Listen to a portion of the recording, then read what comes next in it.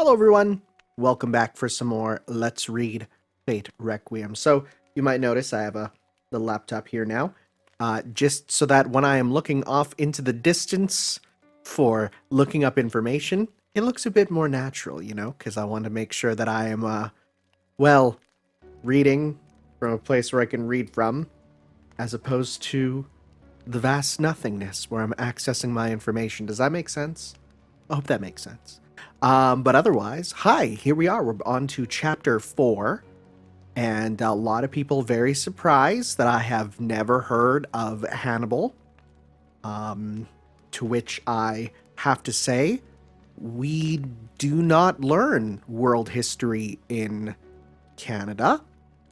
Instead, we learn Canada's history and then modern world stuff for like the rest of the world.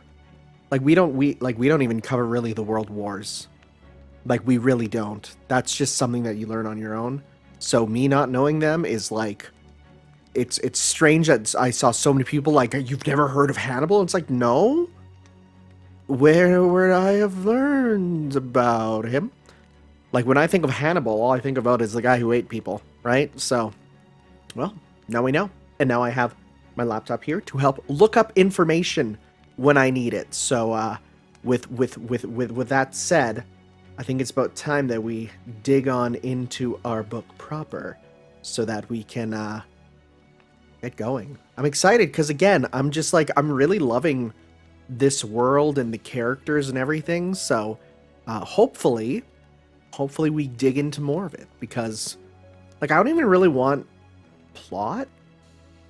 Like I'm just kind of happy with just reading and learning about the world more, even though it's been mostly world building.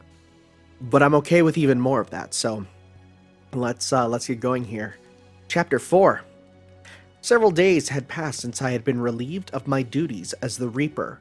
No more work had come in from my master, Karen Fujimura, since the Kundry case, and I no longer received information on a preferential basis over the municipal network.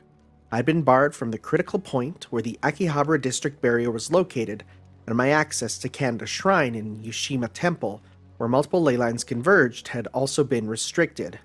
Stripped of my rank and duties, I was nothing more than another truant, and one dragging a nameless, powerless, useless servant in tow to boot. A lone wolf, not even worth employing as a guard dog. Fortunately, Akihabara had been a prime tourist destination. As long as I wore my usual swimwear and windbreaker, I would more or less blend in with the usual clientele. What a look. What a look. And it's a look that, like, I really like. I like how she looks in this book, and it's a bit of a shame that, from what I've seen, summoning her in Grand Order, she's in, like, this, like, Miko outfit. They'll probably explain, and they'll probably be reasoning why, where it's like, oh, she's getting, you know, fused with another servant or something, but it's like, it's I don't know, I really dig her swimwear and windbreaker look. However, that did nothing to help me feel less out of place. Whatever I did, I just felt like running away and hiding in a hole.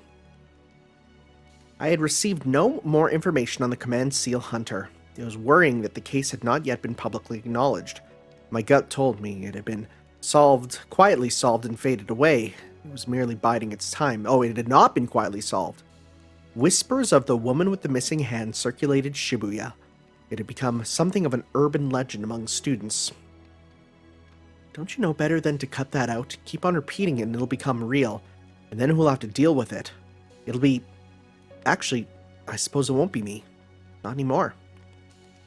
As a consequence of my newly imposed freedom, I had taken to wandering the town aimlessly with Pran on our daily basis. Wherever we went, we found faint traces of Chitose's presence. It crossed my mind more than once to quit Akihabara for one of the other wards.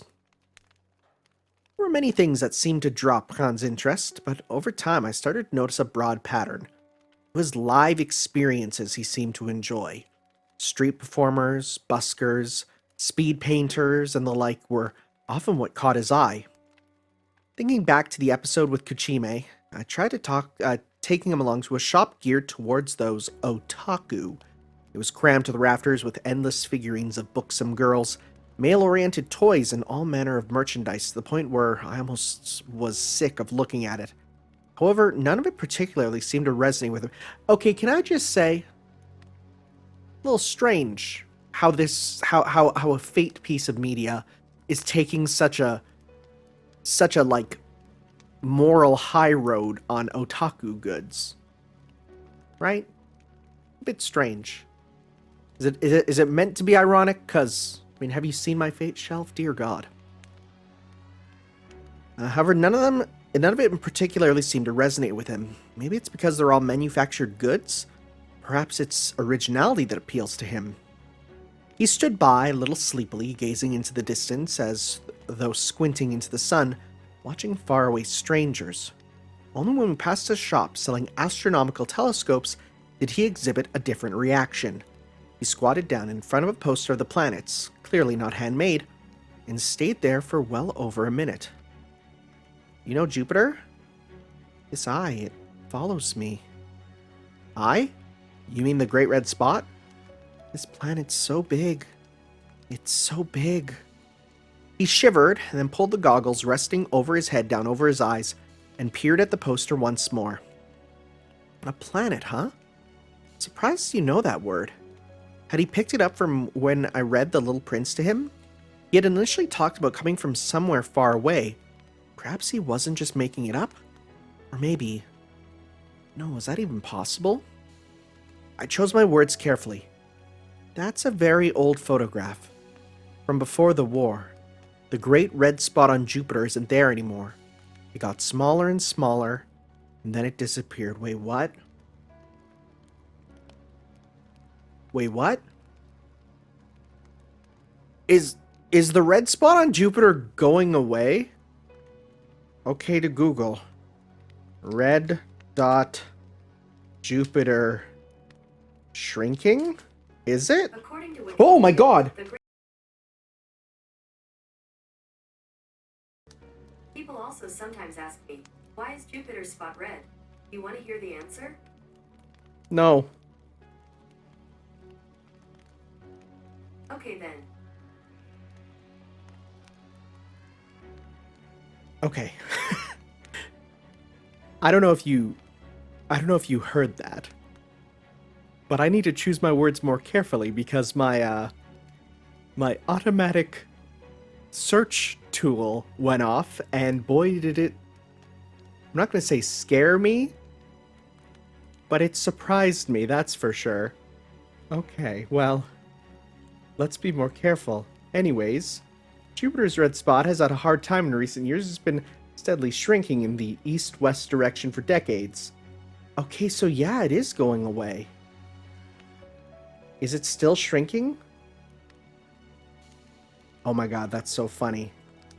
In the Voyager era, you could fit about 3 Earths across it, but it's been steadily shrinking. What a remarkable unit of time they're picking. Okay. Again, I gotta choose my words more carefully. I won't use the G word anymore to describe when I'm gonna be looking stuff up.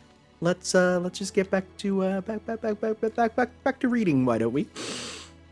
That actually that scared me. Okay. Anyways. He smiled gently at the poster. Maybe it went to sleep. Hope someone comes to wake it up. That's an adorable way of looking at it. Oh my goodness. Before I knew it, the day of the Grail tournament had arrived. I hadn't exactly been waiting with bated breath, but still I found myself in front of the Colosseum. The enormous colossal stadium was located on the outskirts of Akihabara, bordering the ocean. Its enormous silhouette threatened to overwhelm the surrounding cityscape. Towering arches, each easily the size of a skyscraper, rose high in 3-4 levels to form the thick exterior of the cylindrical structure and enclose the arena within. This was a place of pure competition. The poets once spoke of the ancient Roman emperors giving their people bread in circuses. Here was the circus reborn for the modern age, the manifestation of the people's right to entertainment. Do we have a right to entertainment? Huh, okay. Maybe that's a thing in the New World with no pain, huh?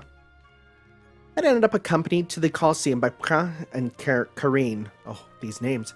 Koharu had, to my chagrin, seen fit to furnish me with not one, not two, but a whole 4 reserved tickets, 2 master-servant pairs, Technically, servants had no need for tickets at all. After all, they could just assume their spiritual forms. But no one willing to come see the Grail tournament in person could reasonably be refused a seat, as long as they were provided in pairs as a matter of course. That being said, wait. Servants had no need for tickets. They could be in the spiritual form, but no one willing to come see the Grail tournament in person could reasonably be refused a seat as long as they were provided in pair. Okay. So they're saying, like, you have to buy them in pairs. Okay, that's kind of... you know what? That's fair. In a society where that happens, where people have servants and stuff, that makes sense why they would have to sell them in pairs pretty much. How long it's been? How long's it been? It had been 20 minutes since the stadium had opened, and we were still waiting. Enormous lines snaked from each and every one of the Colosseum's myriad entrances. At this rate, the tournament would probably have started before we got to our seats. Personally, I hardly minded, but it must have bothered Kareen, because she suddenly yelled out at the top of her voice, "All right, fine, flake out on me, see if I care. We're going in, you hear?" Okay, so this is why I go places alone, because I'm fine with waiting in line, but some people aren't. You really want to go in? You sure you don't want to wait a bit longer? I did my best to keep my voice natural. Damn right, I'm sure. Never should have invited you anyway, you lousy no-show son of a... None of her messages had prompted a response, it seemed.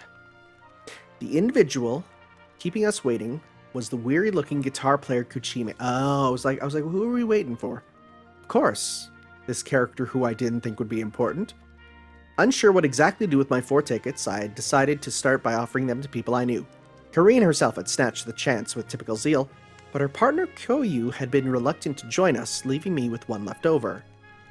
Maybe because she's a T-Rex, and a T-Rex sitting in a stadium is a bit weird. However, a few days later, the two of us happened to stumble across Kuchime in a side street in Akihabara, strumming away with his usual gloomy air and being flatly ignored by every passerby. Kareen had called out, probably taking pity on him.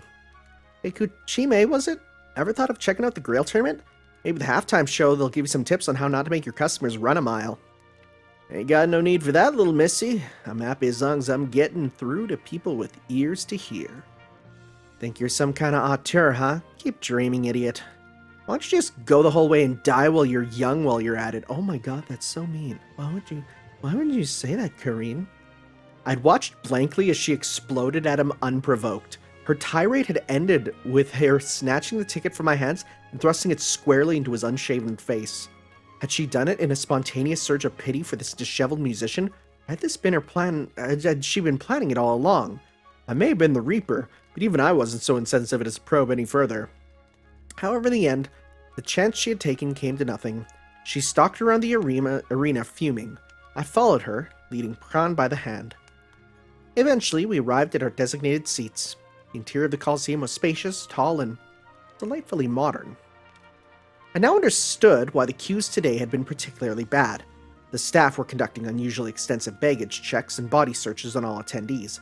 I'd even seen staff members flagging down particular individuals for command seal checks, as it was hard not to notice the guns at the hips of the number of security personnel dotted around the stadium. Wonder if they're just regular guns or a special type of gun. I'm glad they didn't try to check my command seals. Maybe the reservations got us through. In any case, it was gratifying to see that my warning to Hannibal hadn't gone unheeded, although there was always the possibility that organizers had gotten wind of the serial killings themselves and acted of their own accord. Yo, sorry we took so long. Kareen reappeared with Pran in tow. Both of their arms were piled high with soft drinks, packages of peanuts, and other junk food. She tossed me a freshly grilled hot dog. So, this is the bread part, huh? Shouldn't be long until the Youch! Ah, my tongue. What do you mean the bread part? What are you talking about? Are you talking about the hot dog? Okay. Anyways, circus? You mean the halftime show, yeah? Oh yeah, there was a stall selling some kind of porridge too if you want some. I tapped out though, seemed pretty weird. Porridge, huh? Hey, who gave you those? I suddenly registered Pran was decked from head to toe in tournament merchandise. complete with a little paper cap and a megaphone. Why isn't that unlockable costume in Grand Order? Come on. He was ready for the show. I couldn't stop myself from bursting out laughing, and soon both me and Kareen were clutching our sides. She was so engrossed in the tournament now that it was hard to imagine she had been furious not 20 minutes ago. I could probably learn a lot from how quickly she rebounded. Next to our seats on the very front row was a space to keep open in place of emergencies. Fortunately, it was large enough for Koyu to squeeze in. Accommodating large servants was probably half the reason it was there. Okay, well that's good. They have that. After a minute or so, the music began playing the stadium. Music playing throughout the stadium increased in volume, and a rousing melody began to play. It seemed we perfectly timed our arrival. The music faded away, and for a moment the entire arena fell silent. Then, as if on cue, a voice rang across the stadium. Below us, eldritch lights began to dance across the very front row, where the Patrici?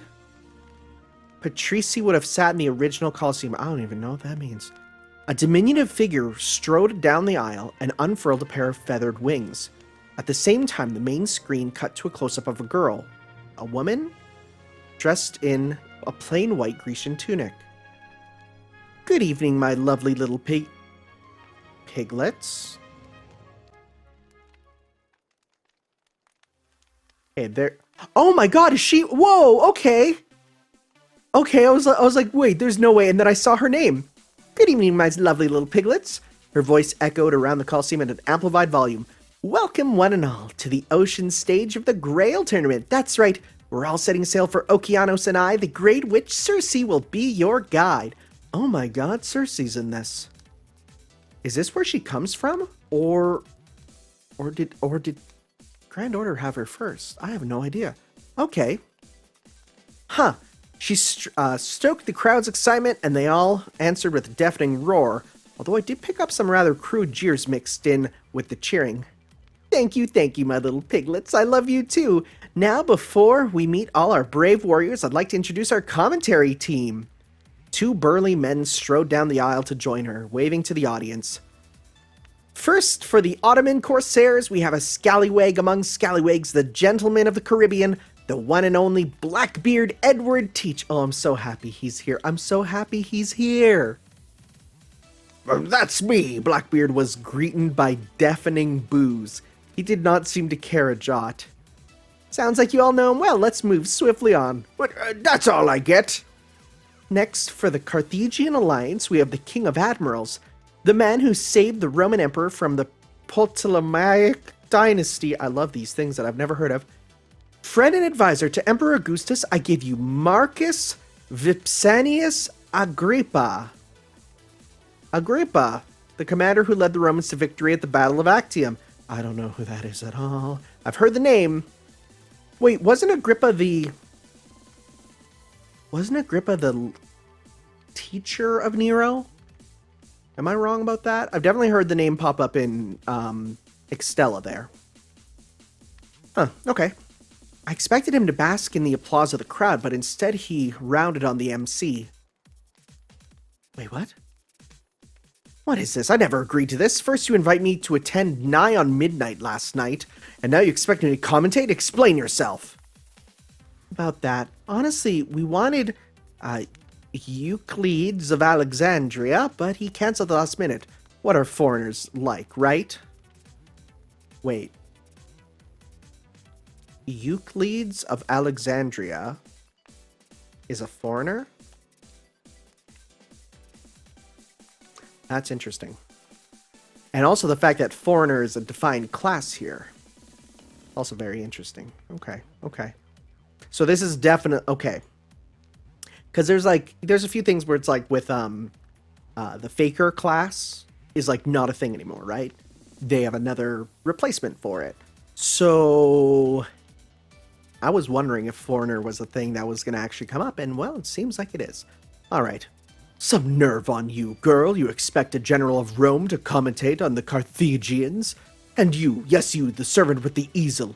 You think capturing my face is funny, do you? Who's the one with the easel? The sight of the irate Agrippa slowly being talked down by the witch MC and eventually taking a reluctant seat at the commentator's desk drew no small amount of laughter from the audience. Alright everyone, make sure you have your channels all set to your favorite team. If you're feeling peckish, why not try some delicious Kekion? Yep, this is her. This is her 100%. Oh my god, this is just Circe. Well, that sure was something. Kareen was grinning next to me. I, for my part, was aghast. This was grotesque, a vulgar display that made a mockery of servants' pride and nobility. It was difficult to tell how much was real and how much was acted. Oh my god, it's WWE. Okay. Okay, that changes some stuff. Okay, that's interesting. But the tastelessness of the ambiguity only made me feel more disgusted. The tournament itself hadn't even begun yet, and I had a feeling it was only going to get worse. I guess the least I can do is watch it through. I probably won't get another chance. My reasons for being here were twofold. Firstly, I wanted to see what I could learn about Koharu's mysterious possession ability. I'd also been deeply impressed by the way that, despite being aware of her naivete, she disapproved wholeheartedly of any wrongdoing, and the evident admiration with which she viewed her companions. My second reason was that I wanted to see for myself the incredible power the servants were permitted to wield here. I felt both awe and terror for noble phantasms. It was baffling to me that abilities so destructive might be allowed to use freely. The citizens of Mosaic City were different to masters in the true sense. They were no magi, with magic circuits passed down from previous generations or developed through special training. And it went without saying that none of them possessed a magic crest. The mana that powered the magecraft originated from the Holy Grail and was distributed through the city via ley lines. This mana was more than enough to sustain a servant in everyday life with no discomfort. However, noble phantasms, which employed magecraft on a larger scale and consumed vast amounts of mana, were an entirely different another matter entirely. Activating them was highly challenging, and they could kill a master unless attempted with extreme care. Broadly speaking, the most common foes I encountered in my work were masters who fought with little regard for their lives because they had found something they valued more. Had the combatants in the Colosseum all reined their latent magical abilities to extraordinary levels? Or had the footage I had seen simply been enhanced in some way after the fact? I'd come to determine the truth. Oh, there you are, Koyu. In the formerly empty space in the midst of the cheering crowd, the enormous bulk of the ogress had appeared. She sat with her belly pressed to the ground, trying to make herself as small as possible. Occasionally, her eyes glanced sideways to meet with prawns. Oh, she's so cute. Oh, I love her. Feeling a little relieved, I turned back to the arena. The battlefield was enormous, a huge rectangular arena, 200 meters on the larger side. Above each of the spectator seats floated semi-transparent screens that provided a closer view of the action. Finally, the battlefield began to change. Cracks ran across the center, and the stage began to fold in on itself with a mechanical precision, forming a deep, wide basin. Water swirled in to fill it, and rocks rose from beneath its surface to form a maze of crags in the open water. 2 galleys burst from the canals at either side of the stage, defying the current. They hung in the air for a second like salmon poised in mid-leap above a waterfall, and then crashed down into the water below with a mighty splash. A host of smaller boats and schooners followed them out and quickly organized themselves into fleets. There was no magic in this, only the most cutting-edge stage equipment, although perhaps it's best not to think about the enormous, ominous shadow circling beneath the water's surface. Now, my little piglets, I think we've kept you waiting long enough. Let's get this Naumachia started. Well, I know what Machia means now, thanks, Fate. We know you're tired of the same old, so this year we thought we'd change things up with a large-scale team-on-team battle. Which of our brave teams in Akihabara will be crowned the conqueror of the high seas? First, we have the Ottoman Corsairs. For these terrors of the Mediterranean Sea, this man once more takes up the rank of Pasha. Ladies and gentlemen, I give you the great pirate of Barbary, the Redbeard, Hayreddin Barbarossa, rather. Okay, well, I've heard of Barbarossa, but I know nothing about him. And that's not all. Next, we have his second in command. There's not a man west of Austria who doesn't know his name, the Grand Master of the Knights Templar, Jacques de Molay. I know Molay. I know both versions of Molay. The witch introduced each of the competitors one by one, stoking the crowd's excitement. Illustrious admirals and infamous pirates lined up upon the deck. And now, last but not least, someone you should all know very well, the mightiest commander of the navies of the Far East. Can you say Hasutobi, our favorite natural-born Heiki killer, Minamoto Koru Yoshitsune? Minamoto Yoshitsune, isn't that Wait, isn't that another name for... Isn't that another name for Ushiwakamaru? Or am I confused? Minamoto Koryu Yoshitsune. Okay. Or I might be thinking of... Okay, Yoshitsune's name in childhood was Ushiwakamaru. Yes, that is Ushiwakamaru. However, I'm pretty sure there's another version of her that's summonable that is the adult version, which is Yoshitsune instead. Okay, very interesting. Makes sense, fighting on boats, actually. Could this samurai be the most dangerous competitor on the field today? I'm sure the other side won't be showing much quarter, so look forward to some spectacular acrobatics. Oh, well, there we go. It just said right there. The pretty young warrior looked a little uncomfortable in responding to the chants of Ushiwaka, but eventually gave in and began to wave to the crowd. The sight broke me from my trance, and a young girl standing nearby caught my attention.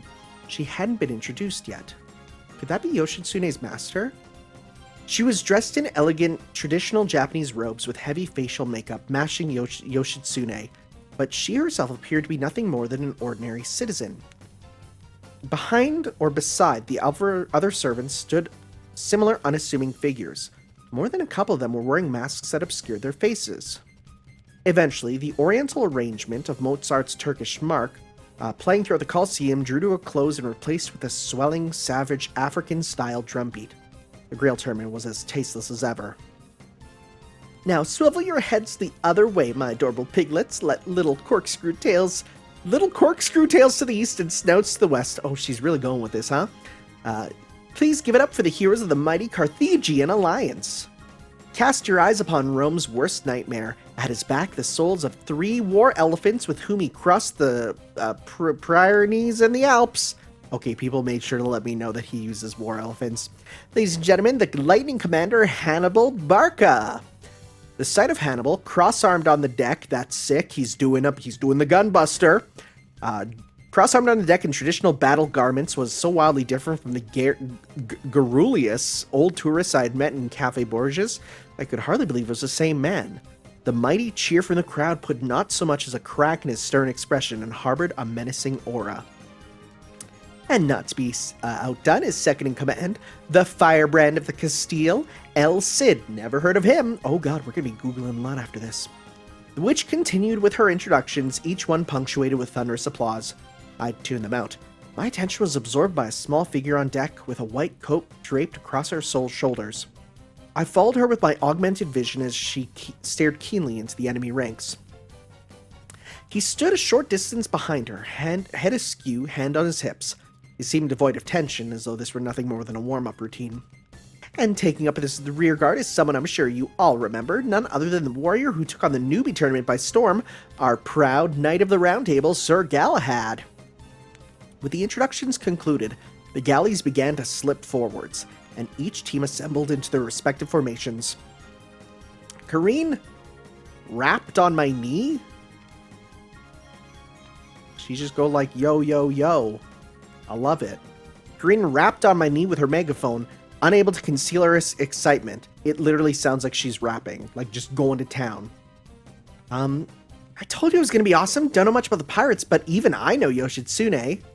You expecting me to be impressed or something? You can hardly call yourself Japanese if you don't. I could not imagine it would be easy for this collection of pirates, outlaws to the bones as they were, to assimilate cleanly into everyday life in Mosaic City. Although, of course, there were exceptions.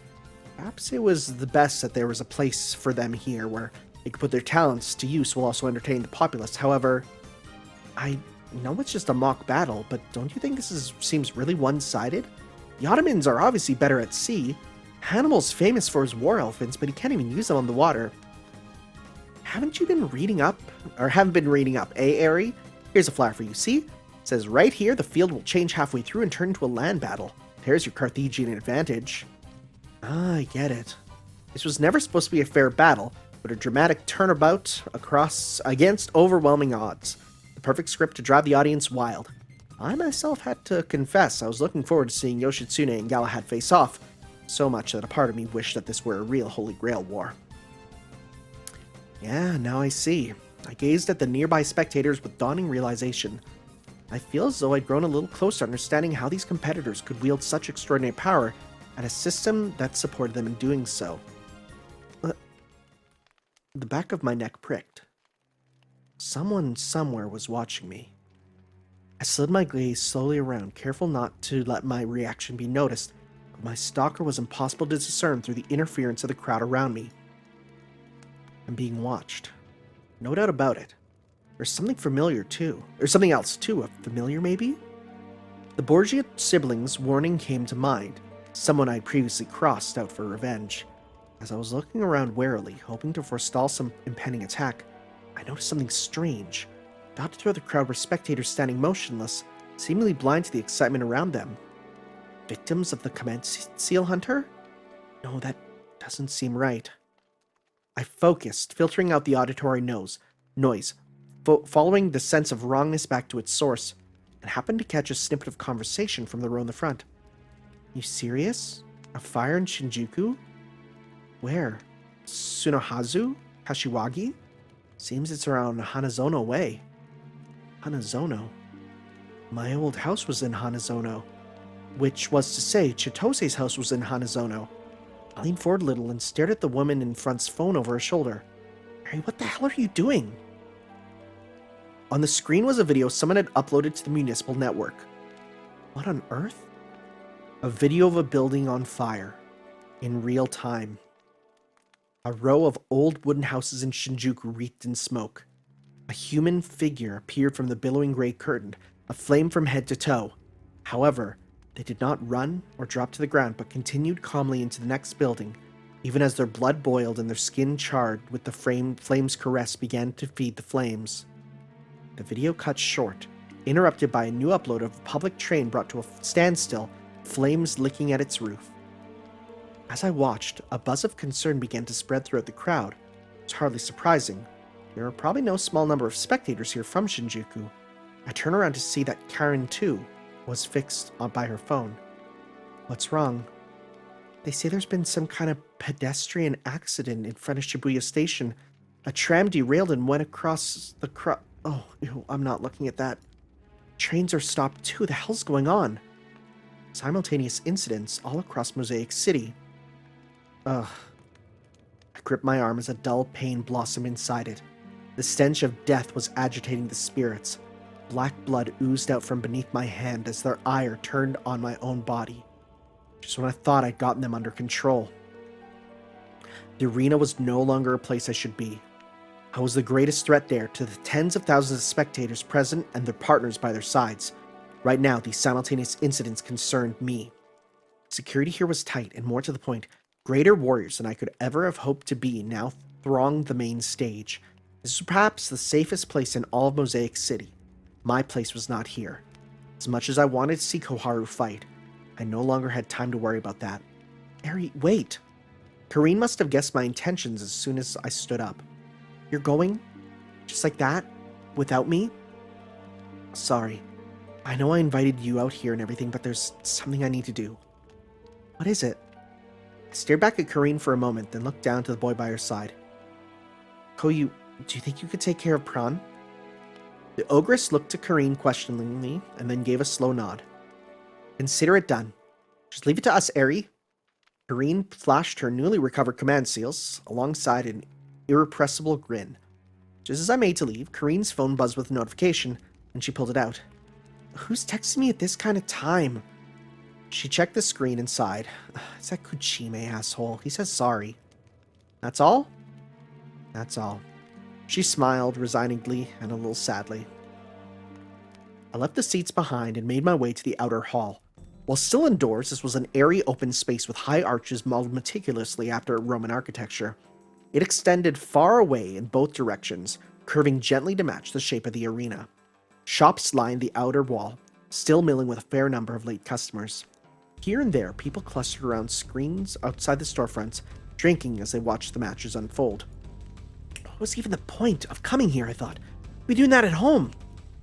As I hurried towards the exit, I organized the idea I'd hit upon earlier in my head. To wit, The competitors of the Holy Grail tournament were taking their mana from the crowd itself. Tens of thousands of pseudo-magi, all pouring mana into the servants doing battle below. That was my hypothesis. This Colosseum was not a post-war addition to Akihabara. It had been a part of this town since long before the world was reconstructed.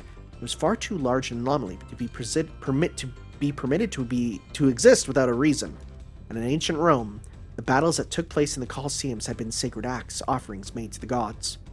Heroic spirits take on all our thoughts, hopes, and dreams. They draw power from them. The greater the mark the servant had left on history, the more fame they had earned, the more power they drew. Such was their nature. And as an unintended and tragic consequence, servants were occasionally summoned with the strange and cruel skill innocent monster. How much of this did the Riedenflaus family realize, I wonder? I couldn't help but wonder just to what extent thaumaturgical systems might be intertwined with the structure of the Colosseum itself. An unexpected voice called me to a halt. Erice, we need to talk. It's important. Oh! But who was phone? Oh my god, look at them. That's incredible. But who was phone? Okay, I need to look up some of these servants now, cause like, yeah, I don't know most of these. Okay, so the first one that we have was Agrippa. Okay. So, Agrippa. Right? So I'm looking up Agrippa here. Agrippa was a Greek astronomer. Agrippa this. Oh, there's a lot of Agrippa. Okay, right here. Marcus Vespasianus Agrippa. Roman general, statesman, and architect, was close friend, son-in-law, and lieutenant to the Roman Emperor Augustus. Born to a plebeian family. I didn't even know that was a real term that people used. Let's see here. I'm just looking for any relations I can go off of, right? Of stuff that I know from Fate. Julius Caesar designed a complete survey of the emperor from materials. Agrippa was also husband to Julia the Elder, who later married the second emperor Tiberius and was the maternal grandfather of Caligula and the maternal great-grandfather of Nero. Okay, sounds good. Nero's grandpa. That's all I really needed to know. Okay, next up then is...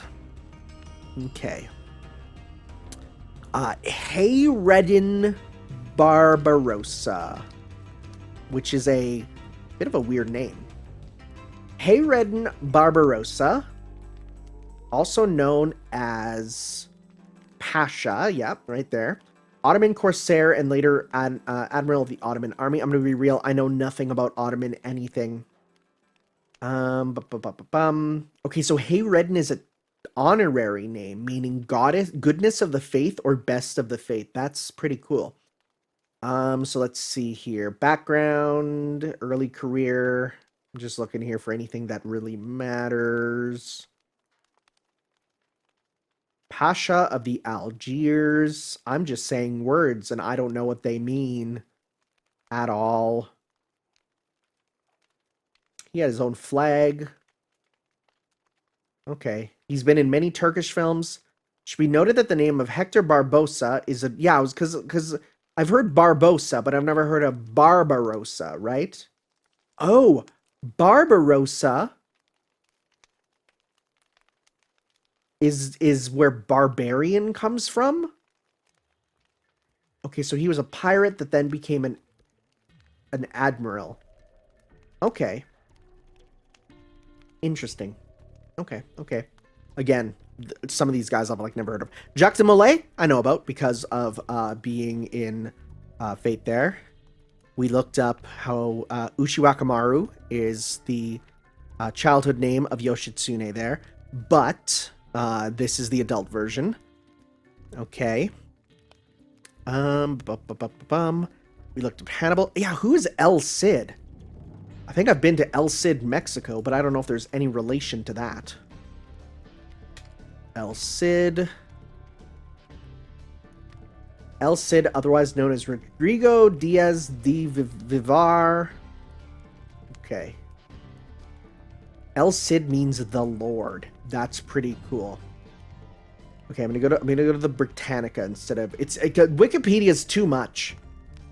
Otherwise known as the Cid, El Campeador, the champion. Cool. What made him famous? He was from an epic poem, The Song of My Cid.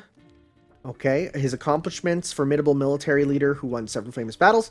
He was an astute politician. His most significant accomplishments was the conquest of the Muslim-ruled Valencia. In spite of strong Almoravid resistance, there's so many. There's so much history. There's just so much. I'm just like dying. Why is he called the Firebrand of the Castile? That sounds so cool. When he succeeded to the Castilian throne, okay. What does Firebrand mean? I'm just looking here for anything else that pops out at me. Yeah, no, this is stuff that people, if people will look at this and like tell me important stuff if there's anything I need to know about them, like the war elephants, because I'm just like, frick, man, I don't know anything about this stuff. Galahad, and that's it. Okay, I am happy that we're getting like a nice mix of like original servants that have never appeared, with some that I'm like, oh yeah, look, there's Blackbeard, or oh look, there's Cersei. And Cersei being the MC is kind of the greatest thing. I honestly thought that it was going to be Elizabeth coming out. Like I actually did when it said that she came out and it was calling little piggies, but that's great. And you know what else is great? This art right here. Oh my god, it's so good. Oh, it's so good. It's so good. Look at them. They're so adorable. I love it. But okay. Another shorter chapter, but that's fine. That's more than fine with me. So we will see you guys next time for chapter 5 there, as we see who's going to speak to Erice, even though I just kind of looked down and I think I might have saw who it was, but see what's going on with the fires and all that stuff. So thank you all for watching, guys. We'll see you next time for some more Let's Read Fate Requiem. Ciao.